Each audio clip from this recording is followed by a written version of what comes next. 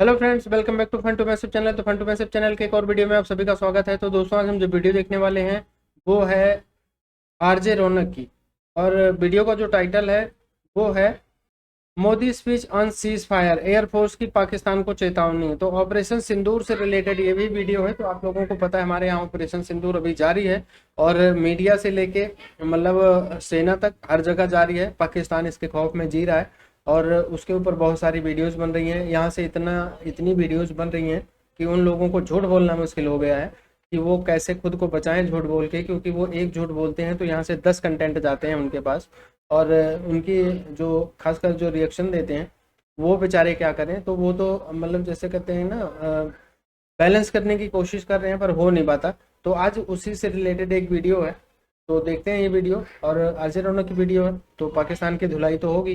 तो शुरू करते हैं वीडियो। और वीडियो देखने से पहले चैनल पर नहीं है तो सब्सक्राइब करके बेल आइकन प्रेस कर देना, ताकि जैसे वीडियोस अपलोड करूँ उसका नोटिफिकेशन भी मिल जाए आप लोगों को। तो करते हैं वीडियो स्टार्ट, और मिलेंगे वीडियो के लास्ट में। तो भाई लोग, प्रधानमंत्री नरेंद्र मोदी ने पाकिस्तान की सारी हेकड़ी निकाल दी है। राष्ट्र के नाम संदेश देते हुए उन्होंने साफ कह दिया कि अगर दोबारा पाकिस्तान ने ऐसी हिमाकत की तो करारा जवाब मिलेगा। क्लियर कर दिया उन्होंने कि पाकिस्तान से कोई बात होगी ही नहीं, बात सिर्फ पीओके पर ही होगी। उन्होंने पाकिस्तान को साफ बोला है कि आतंकवाद पर कार्रवाई अभी सिर्फ स्थगित है, रुकी नहीं है, यानी एक ब्रेक लिया गया है, वॉर एंड नहीं हुई है। उन्होंने एक तरह से पाकिस्तान को यह भी बोल दिया है कि अब से न्यूक्लियर बम की धमकी नहीं चलेगी। मतलब प्रधानमंत्री ने दो शब्दों में बराबर बोला है कि पाकिस्तान या तो सुधर जाए या फिर खत्म होने के लिए तैयार हो जाए। इससे पहले भारत के डीजीएमओ ने भी प्रेस कॉन्फ्रेंस करके पाकिस्तान को सीधी धमकी दी थी कि अगर दोबारा कोई बदमाशी की तो इस बार जो लड़ाई होगी वो पहले जैसी नहीं होगी। भाई लोग, पाकिस्तान के साथ सीज फायर के बाद से हर दिन उसको उसकी नानी याद दिलाई जा रही है। डीजीएमओ की प्रेस कॉन्फ्रेंस में फिर से पाकिस्तान को सीधी धमकी दी है कि अगर दोबारा कोई बदमाशी की तो इस बार जो लड़ाई होगी वो पहले जैसी नहीं होगी।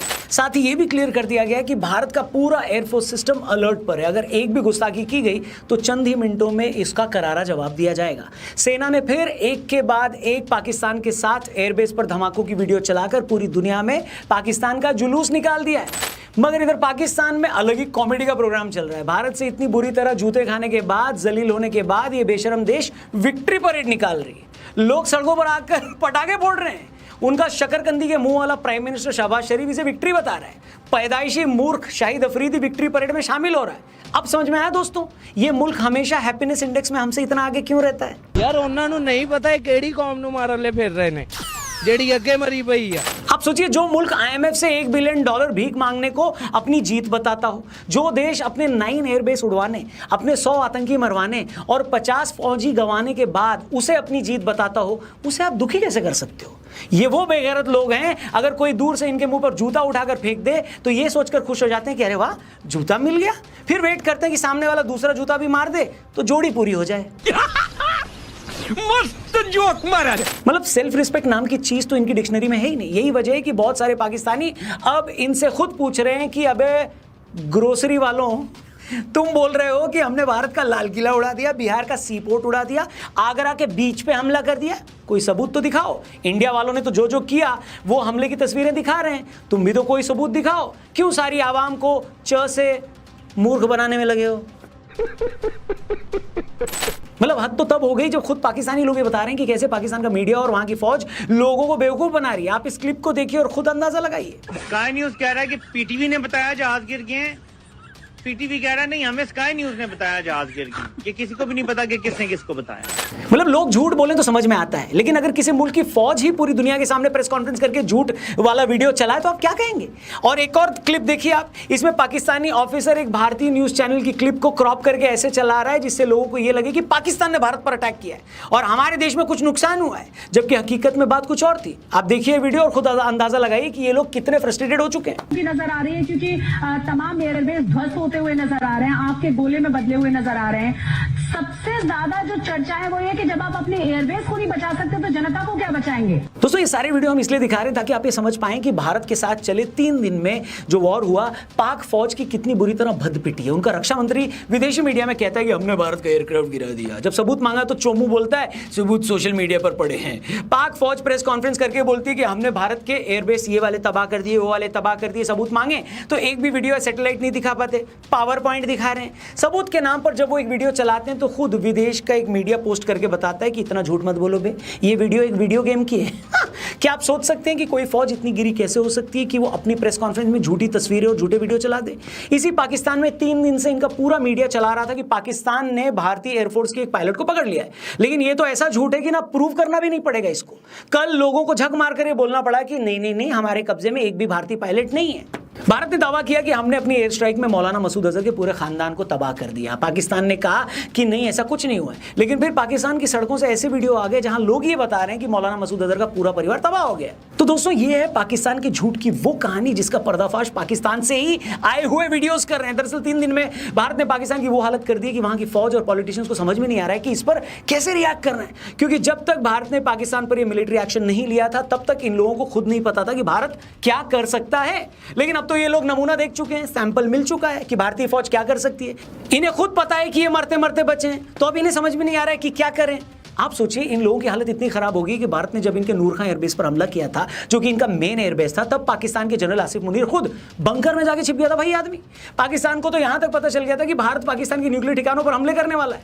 लोग बता रहे हैं कि यही वो मोमेंट था जब पाकिस्तानी सरकार की तरफ से अमेरिका को फोन लगाया गया और ये बोला गया कि माई बाप बचा लो, क्योंकि यहीं पर पाकिस्तान का न्यूक्लियर कमांड सेंटर है। ठीक इसके बाद अमेरिका ने भारत को कॉन्टैक्ट किया। भारत ने यह साफ कह दिया कि हाँ हम हमला रोक देंगे, लेकिन लोगों को साफ बता दो, इन लोगों को यानी पाकिस्तानियों को, कि अब अगर तुमने एक भी गोली चलाई तो उसे एक्ट ऑफ वॉर मान लिया जाएगा। लेकिन जैसे कि मैंने स्टार्टिंग में कहा ना, भारत ने क्लियर कर दिया कि बेटा कोई सीज फायर नहीं हुआ है, हम सिर्फ तुम्हारे गिड़गिड़ाने पर रुके हैं, हथियार नीचे रखा है, अलमारी में नहीं रखा है। आज डीजीएमओ ने क्लियर कर दिया है कि हम वॉर रेडी हैं। पाकिस्तान के पाप का घड़ा भर गया है, अब उसने कुछ भी किया तो इस बार जवाब पहले से ज़्यादा सख्त होने वाला है। और हाँ, एक बात जो मैंने शुरू में मैं मेंशन करना भूल गया, आज की डीजीएमओ की जो प्रेस कॉन्फ्रेंस थी उसमें इनडायरेक्टली चीन को भी जलील किया गया। पीसी में साफ बताया गया कि पाकिस्तान ने जो मेड इन चाइना मिसाइलें छोड़ी थी उसे हमने हवा में ही मार दिया। फिर यह भी बोला गया कि पाकिस्तान के पास जो चाइनीज एयर डिफेंस सिस्टम है उसको भी हमने भेद दिया। मतलब ऐसा लग रहा था कि आज हमने चीन को भी जवाब दिया है कि बेटा ये औकात है तुम्हारी, देख ले क्या औकात की है हमने तेरे प्यादे की यानी पाकिस्तान की। अब तुझे भी अपना जुलूस निकलवाना है तो आ जा भाई। और ये बात मैं मजाक में नहीं कह रहा हूँ, आपको शायद पता नहीं होगा कि भारत ने पाकिस्तान के साथ जो किया है उससे पूरी दुनिया की डिफेंस लॉबी हिली हुई है। कैसे, वो भी मैं आपको समझाता हूं। ये तो हम सभी जानते हैं कि भारत अपना ज्यादा डिफेंस इंपोर्ट रशिया से करता है और इसके अलावा ज्यादा चीजें हम खुद भी बनाते हैं। अब हुआ क्या, जब भारत ने पाकिस्तान की 3 दिन में लंका लगा दी तो इससे चीन की डिफेंस इंडस्ट्री पूरी तरह एक्सपोज होगी, क्योंकि चीनी कंपनियों को अफ्रीकी देशों से बड़े बड़े ऑर्डर मिले हुए थे। खबर यह भी है कि चीन ने पाकिस्तान के राजदूत को भी बोलकर इस बात पर झाड़ लगाई है कि तुम्हारी वजह से अफ्रीकन कंट्रीज से मिले हमारे ऑर्डर्स कैंसिल हो गए, डिफेंस ऑर्डर्स। तो बाबू सवाल सिर्फ भारत पाकिस्तान की जंग का नहीं है, सवाल उससे कहीं ज्यादा आगे के अरबों खरबों डॉलर की खरीद का है। एक थ्योरी ये भी है दोस्तों कि भारत की इस डोमिनेंस से अमेरिका और यूरोप भी पैनिक में है। अगेन इसके भी कई रीजन है। पहला रीजन तो यही है जो सभी जानते हैं कि रशिया यूक्रेन युद्ध में पूरा अमेरिका और यूरोप रशिया के खिलाफ है। अब जब दुनिया ने यह देख लिया कि रूसी हथियारों के सपोर्ट से भारत ने चीन और अमेरिका के जेट्स की क्या हालत की है, तो इससे ये दोनों देश भी एक्सपोज हो गए। ऊपर से रशिया का कद बढ़ गया है। अब अमेरिका और यूरोप तो कभी नहीं चाहेंगे ना कि रशिया का कद बढ़े, तभी आप देखना अमेरिकी और यूरोपियन मीडिया खुलकर भारत की इस जीत पर कुछ बोल नहीं रहा है, क्योंकि एक तो इससे रूस का कद और बढ़ेगा और दूसरी बात इससे भारत का भी कद और स्ट्रांग होकर बढ़ेगा। बहुत सारे इंडिपेंडेंट एक्सपर्ट्स ये बोल रहे हैं कि भारत ने अपने हथियारों के दम पर पाकिस्तान का जो हाल किया है उससे आज भारत एक मिलिट्री ताकत के रूप में चीन को रिप्लेस कर सकता है, क्योंकि चीन ने तो अपनी ताकत कहीं आजमाई ही नहीं है और वर्ल्ड पावर ऑर्डर ऐसा है कि कोई भी नहीं चाहेगा कि रशिया, अमेरिका और चीन के होते कोई और देश उनके बराबर ताकतवर लगे, क्योंकि दुनिया में किसी भी देश की इज्जत इस बात से होती है दोस्तों कि उसकी मिलिट्री कितनी ताकतवर है। बाकी किसी चीज के कोई मायने नहीं है, क्योंकि अगर आप खुद को प्रोटेक्ट कर सकते हैं और किसी न्यूक्लियर देश में घुसकर उसके एयर डिफेंस को बर्बाद कर सकते हैं, इसका मतलब यही है कि आपकी ताकत बहुत बड़ी है। और यही बात अमेरिका समेत पूरे यूरोप को हजम नहीं हो रही है कि भारत इतना स्ट्रांग है। अमेरिका की तरफ से जो जल्दबाजी में सीज फायर करवाया भी गया उसका एक रीजन भी यही है, क्योंकि वॉर अगर 2-3 दिन और चलता तो फिर किसी को बताना भी नहीं पड़ता ना कि युद्ध का रिजल्ट क्या हुआ है, फिर पूरी दुनिया इसका नतीजा भी देख लेती और भारत एक वर्ल्ड पावर के रूप में क्लियरली उभर कर आ जाता। निकलकर अब भी आया है, लेकिन तब किसी को सबूत देना नहीं पड़ता। अब भी यूरोप, अमेरिका और चीन को डर है कि भारत ने 3 दिन में जो अपनी ताकत दिखाई है इससे कहीं उसका डिफेंस एक्सपोर्ट बढ़ ना जाए, यानी भारत की कमाई ना हो जाए। तो बहुत सारे लोगों को जो लगता है ना कि यार IMF ने पाकिस्तान को $1 बिलियन क्यों दे दिया, या बहुत सारे देश भारत के साथ क्यों नहीं है? तो इसका बड़ा एक रीजन ये भी है भाई कि आज हम सभी बड़े देशों के लिए कंपटीशन बन गए। अमेरिका को खुंदक ये है कि उसके मना करने के बावजूद हम रशिया से तेल क्यों खरीदते हैं, हथियार भी उसी से खरीदते हैं। यूरोप को प्रॉब्लम ये है कि रूस और यूक्रेन वॉर में भारत ने रूस की आलोचना क्यों नहीं की, रूस से तेल क्यों खरीदा, और चीन को भारत से क्या चिड़े ये बताने की जरूरत है नहीं। इसके अलावा बाकी कंट्रीज क्या सोचती हैं उसकी उतनी वैल्यू ही नहीं है। तो कुल मिलाकर बात यह है कि भारत ने 3 दिन में पूरी दुनिया को अपनी ताकत दिखा दी, और ये बात मैं किसी इमोशन में बहकर नहीं कह रहा हूं, ये बात दबी जबान में बाकी दुनिया भी बोल रही है। और अब बाकी दुनिया न भी कहे, हमारी आर्मी, एयरफोर्स और नेवी ने यह साबित कर दिया है, पाकिस्तान को आज साफ बता दिया है कि आज के बाद किसी भी आतंकी हमले की आलोचना नहीं होगी, न ही हम उस हमले के सबूत देंगे, क्योंकि सबूत देने की जरूरत ही नहीं है। हम सीधा पाकिस्तान में आतंकियों के उन अड्डों पर हमला कर देंगे और उसे खत्म कर देंगे। अगर पाकिस्तानी फौज उस पर रिस्पॉन्ड करती है तो यह माना जाएगा कि वो आतंकियों के साथ खड़ी है। फिर उसके बाद जो हम करेंगे उसके लिए पाकिस्तानी आर्मी ही रिस्पॉन्सिबल होगी, हम नहीं। ये बात एकदम क्रिस्टल क्लियर कर दी है हमारी फोर्सेस ने, इसमें कोई इफ एंड बट नहीं है। बाकी जो लोग अब भी ये मान रहे हैं कि भारत को अभी पाकिस्तान पर और हमले करने चाहिए, तो उनको ये बता दूं कि डिसअपॉइंट मत हो, निराश मत हो दोस्तों, आप पाकिस्तान पर भरोसा रखें। जितना जलील हमने पाकिस्तान को 2-3 दिन में किया है, वो और उनके पालतू टेररिस्ट खुद इस फ्रस्ट्रेशन में कोई ना कोई कांड करने की कोशिश करेंगे, और उस कोशिश के बाद जो होगा ना भाई साहब, वो पाकिस्तान की तारीख का आखिरी दिन भी हो सकता है। अब वो आखिरी दिन कब आना है ये खुद पाकिस्तान की फौज को डिसाइड करना है। आप कमेंट करके बस ये बताओ कि हमारी फोर्सेस के लिए आप क्या कहना चाहते हो, आपके दिल से कौन सी बात निकलती है। साथ में पाकिस्तान के लिए भी अगर आपके मन से कुछ निकले तो बिंदास लिखना, क्योंकि मैं पढ़ने के लिए बहुत एक्साइटेड हूं। Thank you for watching. Video सही लगी हो तो इसे अपने दोस्तों से शेयर करना। ऐसी वीडियोस अगर आपको डायरेक्टली आपके व्हाट्सएप पे चाहिए तो हमारे व्हाट्सएप के चैनल को भी जरूर ज्वाइन करना। Thank you. जय हिंद, वंदे मातरम। हम दोनों कंट्री कब तक एक दूसरे को डैमेज करते रहेंगे? मतलब इधर से मिसाइल आएंगे, उधर से आएंगे, इधर से उधर से, तो अल्टीमेटली ये सिविलियन ही इसको सफर करेंगे, और मतलब कई कैजुअलिटीज होंगी, जैसे पाकिस्तान में कई सिविलियन भी मारे गए, आर्मी ऑफिसर मारे गए, मतलब कई जगहों पे मतलब प्रॉपर्टी का डैमेज भी हुआ है। तो मतलब कि हमारे जो मेन मुद्दे हैं ना, लाइक टेररिज्म, या आजकल जो पाकिस्तान का इंडस वाटर ट्रीटी, जो पानी का मसला चल रहा है, हमें तो उस पे फोकस करना चाहिए कि मतलब पॉलिटिकली और मतलब आर्म फोर्स को मिलकर जो के मतलब देखो मेन ये है कि जो मेन इशू आ रहा है इंडिया की तरफ से टेररिज्म का, क्योंकि पाकिस्तान के ऊपर कई दफा बड़ा क्वेश्चन मार्क लग जाता है कि ये टेररिज्म के ऊपर वर्क नहीं करता, तो उस पर थोड़ा प्रेशराइज करना चाहिए कि यार नहीं, इसको जड़ से खत्म करो। और बाकी जो रह गया पानी का मसला, ऑफकोर्स पानी आपको पता है एक बेसिक एलिमेंट है, उसके बगैर तो आदमी जी ही नहीं सकता, तो उसको थोड़ा रिजोल्व करना है। मतलब ये जो बाकी तो बड़े माइनर से इश्यूज होते हैं, लेकिन जो मेन है, क्योंकि पीएम मोदी की जब मैंने स्पीच सुनी तो उन्होंने कहा था कि टेरर और पीस एक साथ नहीं चल सकते, या टेरर और वो कहते हैं ट्रेड एक साथ नहीं चल सकते, तो ये है मेन इशू। तो इस पे हमें वर्कआउट करना है। और जी वैसे भी जंग जो है ना वो किसी मसले का हल नहीं होता, तो नहीं। और जंग में कोई अगर कोई जीत भी जाता ना तो वो उसमें जीत के भी नहीं जीतता वो, क्योंकि इसमें नुकसान ही है दोनों तरफ। अब देखो इंडिया की इकोनॉमी बड़ी है, मतलब वर्ल्ड की 4th बड़ी इकोनॉमी है, और आर्मी भी हमसे मतलब 5-6 गुना बड़ी है। बजट देख लो, बजट 10 गुना बड़ा, मतलब आप अपने से 10 गुना बड़े कंट्री के साथ, मतलब पाकिस्तान इंडिया से 10 गुना छोटा है बजट के लिहाज से आर्मी के, तो उसकी जीत का क्या मायने होगा? जी बिल्कुल जी, सीज फायर के ऊपर बात कर लेते हैं। और सीज फायर के ऊपर जो चीजें बताई जा रही हैं ऐसा कुछ भी नहीं है। सीज फायर जो है वो जस्ट एक कंप्रोमाइज हुआ है, वक्ती तौर पर ब्रेक लिया गया है, और अभी ऑपरेशन सिंदूर जो है वो है कंटिन्यू, अभी वो पूरी तरह से मुकम्मल नहीं हुआ, और उसको फिल वक्त के लिए थोड़ी देर के लिए रोक दिया गया है।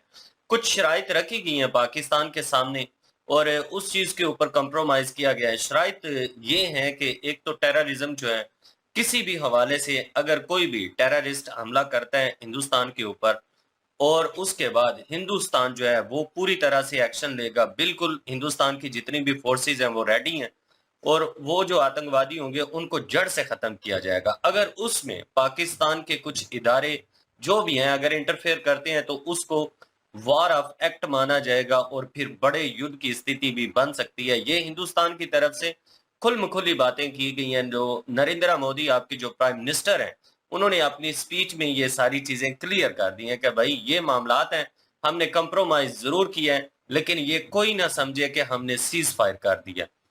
और शराइत जो है वो ये 2 रखी थी उन्होंने, और उसके बाद उन्होंने कहा था कि जो पहलगाम में हुआ उस हादसे के होने के बाद हमने अपने ऑपरेशन का नाम सिंदूर रखा ही इसलिए है क्योंकि उसमें हमारी वो जो बहन थी, जो बेटी थी, वो विधवा हुई, उसके सिंदूर को मिटाने की कोशिश की गई और फिर उसको ये कहा गया कि मोदी जो हैं उनको जाके बताओ कि आपके साथ क्या हुआ है। फिर मोदी कहते हैं कि जब मुझे ये चीजें तो बहुत पीड़ा देती हैं क्योंकि मेरे देश के नागरिक हूं और इस तरह से एक 2 टके के टेररिस्ट उठ के तो ये चीजें करें तो हम नहीं करने देंगे। मोदी कहते हैं कि दूसरी चीज वो जो दहशतगर्द थे उनकी एक बहुत बड़ी साजिश थी हिंदू और मुस्लिम को लेकर आपस में विवाद डलवाने की, लेकिन उनकी वो साजिश जो है वो बिल्कुल पूरी तरह से फ्लॉप हुई है। इस वजह से हुई है, एक तो वहां की जो डिप्लोमेसी है वो बड़ी ही स्ट्रांग है, ऊपर जो लीडरशिप है वो भी बड़े अच्छे लोग हैं, पढ़े लिखे लोग हैं, समझदार लोग हैं, इन सारी चीजों को समझते हैं। और फिर जो प्रजा है, हिंदुस्तान की जो आम आवाम है, वो भी इन चीजों को अच्छे भले से जानती है कि हिंदू और मुस्लिम का जो विवाद डलवाने की साजिश थी वो फ्लॉप इसी वजह से हुई है कि वो चाह रहे थे कि हम अपने ही देश के बंदों के साथ कैसे लड़ सकते हैं। बेशक मुस्लिम थोड़ी तादाद में है, इस कार्ड को खेलने से पहले दहशतगर्दों ने ये बिल्कुल भी नहीं सोचा कि ये कार्ड चलेगा या नहीं। उन्हें ये था कि अगर हम मुसलमानों का नाम लेंगे तो हिंदुस्तान के जितने भी लोग हैं वो मुसलमानों के खिलाफ हो जाएंगे और ये मुसलमान और हिंदू वाला एक विवाद जो है वो पूरी तरह से हिंदुस्तान को एक जाल में फंसा लेगा, जिसकी वजह से हिंदुस्तान की जो कह लें कि गवर्नमेंट जो है उसको एक्शन लेने पड़ेंगे। फिर हिंदुस्तान को कमजोर करने के लिए ये साजिश रची गई थी, लेकिन ये साजिश जो थी वो बिल्कुल नाकाम हुई। लोग समझदार हैं, उन्होंने ऐसा कोई भी स्टेप नहीं लिया। उन्होंने कहा था जो दहशतगर्द होते हैं, हमारी सिर्फ और सिर्फ जो जंग है वो उन्हीं के साथ है, इसके अलावा हमारा और किसी भी मुस्लिम के साथ किसी किस्म का कोई विवाद नहीं है और अपने वतन के जो मुस्लिम्स हैं उनके साथ तो बिल्कुल भी नहीं है। जी तो गाइस ये थी आज की वीडियो। तो यार देखा ही नरेंद्र मोदी जी ने भी एक लास्ट वार्निंग दे दिया कि अब पाकिस्तान ने कुछ भी ऐसा वैसा किया तो हम उनको कोई भी किसी किस्म की वार्निंग नहीं जारी की जाएगी, सीधा का सीधा जो है ना वो अटैक किया जाएगा और खत्म कर दिया जाएगा, ऐसा उनका कहना है। और भाई कुछ लोग कह रहे हैं कि भाई ये वॉर नहीं रुकनी चाहिए थी, लेकिन मुझे पता है कि बहुत ज्यादा लोग ऐसे भी हैं जो ये चीज बोलेंगे कि हाँ भाई वॉर रुकनी चाहिए थी, क्योंकि इससे बहुत ज्यादा दोनों कंट्रीज का नुकसान हो रहा था, दोनों कंट्रीज के सिविलियंस मर रहे थे, फौजी शहीद हो रहे थे, बहुत ज्यादा कुछ नुकसान हो रहा था और जानी तो नुकसान हो रहा था, बिल्कुल माली भी बहुत ज्यादा नुकसान हो गया दोनों कंट्रीज का। तो अब यही है कि भाई पाकिस्तान करे किसी की जान ना जाए, हाँ कोई भी हरकत ना हो, ना यहाँ से हो ना वहां से हो, दोनों कंट्रीज जो है ना वो अमन शांति, चलो वो एक दूसरे के साथ रिश्ता नहीं रखना, ना रखो रिश्ता, आप बिल्कुल ना रखो, लेकिन नुकसान ना एक दूसरे को करो, क्योंकि भाई अभी हालात बहुत ज्यादा टाइट हो चुके हैं। हम तो भाई यही उम्मीदें लगा के बैठे हुए थे कि हमारे जो हालात है ना वो इंडिया के साथ अब बेहतरी की तरफ जा रहे हैं, ट्रेड की बात हो रही थी और ऐसा काम कसम से जब भी सोचा है ना कुछ अच्छा हो जाए तभी उससे डबल कुछ बुरा हो जाता है, जिससे भाई कई सालों तक हमारी शायद लाइफ ना रहे, तब शायद जाके हालात जो होता है वो बेहतर हो पाए। क्योंकि मुझे ऐसी अब कोई ना झूठी उम्मीद मुझे कोई नहीं रखनी कि भाई हाँ हमारे ताल्लुक इंडिया के साथ कुछ बेहतर होंगे, मुझे ऐसी कोई भी उम्मीद, क्योंकि इसमें नरेंद्र मोदी जी ने भी साफ बोल दिया है कि भाई हमें कोई भी रिश्ता नहीं रखना पाकिस्तान के साथ, और अगर कुछ हुआ तो हम इसकी जवाबी कार्रवाई जरूर करेंगे। और ये जो 3 दिन पीछे गुजरे हैं ना ये बहुत ज्यादा मतलब कि बुरे गुजरे हैं कि रातों को नींद नहीं आती थी, हाँ जी, कभी कहीं से भी कुछ हो सकता है, कुछ हो सकता है, ठीक है। और जैसे कि सीज फायर हो गया है, उन्होंने बोला कि सीज फायर हो गया मतलब कि अब जंग नहीं होगी, जंग बंदी हो गई है। वो कह रहे हैं अगर आप लोगों की तरफ से एक भी कोई गोली वगैरह आई ना तो हमने बस बैठना नहीं है, बस वो कह रहे हैं हमने अभी हथियार नीचे रखे हैं, अलमारियों में नहीं रखे, ठीक है। क्योंकि अगर जाहिर बात है अगर एक इंसान सीज फायर करने के बाद उन्होंने मिन्नतें वगैरह की अमेरिका वालों से, तो फिर उन्होंने अमेरिका ने अंदर डाल के मतलब फिर उन्होंने कहा फोन करके ट्रम्प ने अंदर डाल के सफाई करवाई है ट्रम्प की वजह से, मतलब अमेरिका की वजह से।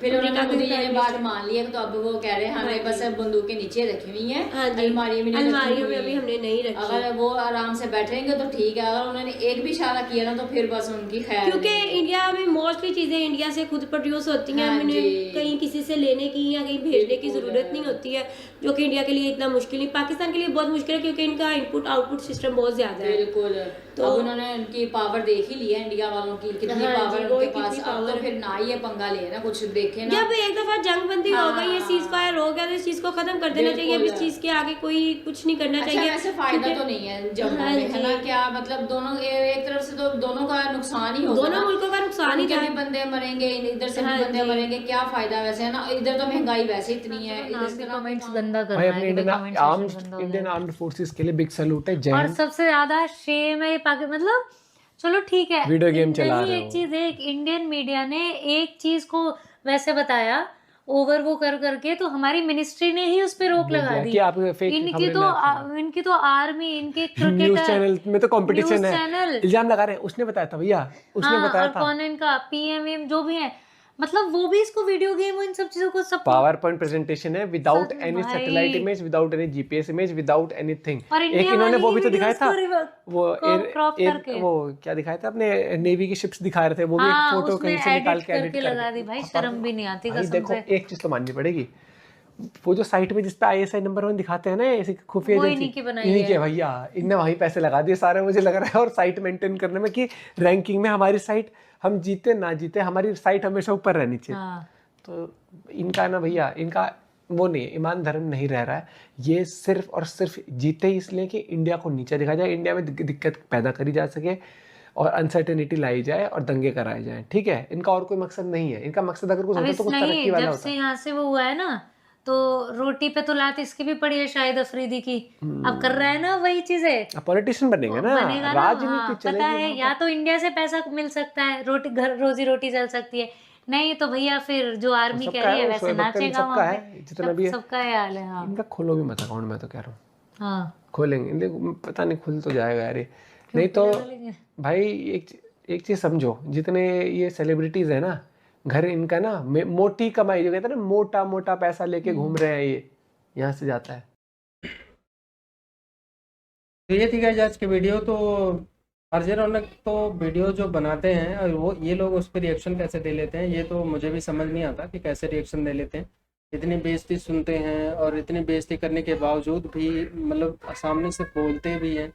और खैर, ये खौफ जो इनके अंदर बैठा है, ये बैठा भी रहना चाहिए। और दूसरी बात जो PM मोदी जी ने बोली है, या हमारे जो तीनों सेनाओं के जो मतलब ऑफिसर्स हैं, उन्होंने जो चीज़ बोली है, उससे पाकिस्तान में और खौफ है कि अगर जैसे PM मोदी जी ने बोल दिया है कि अगर हमारे यहाँ एक भी टेररिस्ट अटैक हुआ तो वो एक्ट ऑफ वॉर होगा। और अब हम मतलब कि उस पर कोई वो नहीं करेंगे कि किसने किया, कैसे किया, गलत हुआ, ये सब कोई चीज़ नहीं है। अगर ऐसा कुछ हुआ तो पाकिस्तान की खैर नहीं है। और पाकिस्तान अब ये दुआ करेगा कि भारत वो तो खैर कोशिश करे कि ना करे ऐसा कुछ, लेकिन आदत से मजबूर हैं ये लोग। पिछले 75-78 साल से इनकी आदत पड़ी हुई है, तो इतनी आसानी से जाएगी भी नहीं, टाइम लगेगा उसके लिए। और दूसरा ये है कि अभी तो ये दूसरों से भी दुआ करेंगे कि कुछ ऐसा ना हो हाल फिलहाल में, अदरवाइज यही ठोके जाएंगे। तो ये चीज़ें मतलब इन लोगों के दिलों, मतलब जैसे कहते हैं दहशत कैसे बिठानी है ना, इस बार हमारे इंडियन आर्मी ने इनके दिलों में ऐसी दहशत बिठाई है, और पूरे पाकिस्तान में, और पाकिस्तान का एक भी कोना नहीं बाकी कि जहां इनकी दहशत ना इस बार बैठी हो। और इनको बहुत चीज़ का हिंट दे दिया गया है हमारी आर्मी की तरफ से कि तुम्हारा पाकिस्तान का एक कोना भी हमसे मतलब अलग नहीं है, हम हर जगह पहुंच सकते हैं। तुम्हारे न्यूक्लियर जो कमेटी है उसके ऑफिस तक पहुंच सकते हैं, जहां तुम्हारा न्यूक्लियर है वहां पहुंच सकते हैं। तुम जिस एयरबेस पे इतना घमंड करते हो हम वहां पहुंच सकते हैं। तो इनको बहुत क्लियरली मैसेज दे दिया है, इनकी राजधानी में पहुंच सकते हैं। तो इस बार इनको समझ नहीं आ रहा है, इनके पॉलिटिशियन को, आर्मी को, कि मतलब किस तरीके से झूठ भी बोलने की एक सीमा होती है, लेकिन फिर भी ये लोग लगे हुए हैं झूठ बोलने में। कितना बोलेंगे ये नहीं पता। और सच जो है ज़्यादा दिन झूठ को चलाया नहीं जा सकता, सच उसके ऊपर आता ही है। तो इंडिया से, हमारे इंडिया में बहुत सारे कंटेंट बन रहे हैं, जैसे कि रौनक भाई हैं और शुभंकर मिश्रा जी हैं, और बहुत सारे यूट्यूबर हैं जो रियलिटी चेक पे वीडियो बनाते हैं, और प्रशांत धवन सर हैं। तो कितने नाम लूँ, आप लोग वीडियो देखते ही रहते हैं, और मैं भी सब बनाता रहता हूँ उन पर। तो हमें पता है कि बहुत सारे हमारे यहाँ मतलब, और जो ये लोग एक कोट करते हैं जी न्यूज़ वगैरह की कि हमारे यहाँ कुछ एक रात को काफ़ी ज़्यादा, मैं इंडिया उसको मानता है कि वो उन लोगों ने गलत चीज़ किया है, और उसके लिए उन्होंने माफ़ी भी मांगी है, और उसके ऊपर एक्शन भी हुआ है, मतलब हमारे गवर्नमेंट की तरफ से भी। और उसके अगले दिन मीडिया के सुर काफ़ी नीचे रहे हैं। तो कुछ चीज़ें गलत हुई हैं हमारी तरफ से भी, लेकिन उसको कहीं एविडेंस के तौर पे पेश नहीं किया गवर्नमेंट ने कि हमारे मीडिया ने जो दिखाया था या जो भी था उनको कैसे सोर्सेस क्या था, उनका मजबूरी क्या थी, हमें नहीं पता, वो उसके डिटेल मैंने देखी नहीं है। लेकिन जो हाईलाइट इधर उधर से देखने को मिला उसके बारे में पता चला है, तो उन लोगों ने गलत किया था, वो मैं भी बोलूँगा और हमारे काफ़ी इंडियंस भी बोलते हैं कि वो गलत। और हमारी गवर्नमेंट ने भी उस पर एक्शन लिया था और उन चैनलों ने माफ़ी भी मांगी थी जिन्होंने ये सब किया था। तो ये हमारे यहाँ अगर कुछ ऐसा हो भी रहा है तो उसके ऊपर उसके उसी टाइम जो है एक्शन लिया जाता है। तुम्हारे यहाँ तो मीडिया का अलग चल रहा है, आर्मी का अलग चल रहा है, पॉलिटिशियन का अलग चल रहा है, कोई कहीं कुछ और बोल रहा है, कहीं कोई कुछ और बोल रहा है। तुम्हें मतलब जैसे कहते हैं नकल भी करने के लिए अकल चाहिए होती है, तुम्हारे पास तो वो भी नहीं है, तुम नकल भी नहीं कर पा रहे हो कि अगर कोई एडिटेड वीडियो दिखा रहे हो, फेक वीडियो दिखा रहे हो, तो उसमें भी कोई करे, मतलब एक होता है ना कि बंदे को कॉन्फिडेंस हो कि हाँ भैया सही दिखा रहे हैं, तुम्हें वो भी एडिट करने नहीं आता। और पायलट के लिए वो याकूब है, वो चिल्लाता रहता था ना कि एक पायलट है कल को छूटेगी तो देखना, बहुत दावे ठोक रहा था, तो उसकी आर्मी ने खुद रिफ्यूज़ कर दिया उस मैटर को कि वो बोल रहा है हमारे पास कोई पायलट नहीं है। तो भाई ये लोग पता नहीं सोशल मीडिया पे कहाँ से चाटते हैं और इनके यहाँ सोशल मीडिया का कितना ऐसे प्रोपोगंडा वीडियोस चलाते हैं कि ये लोग उसी में जो है खो जाते हैं।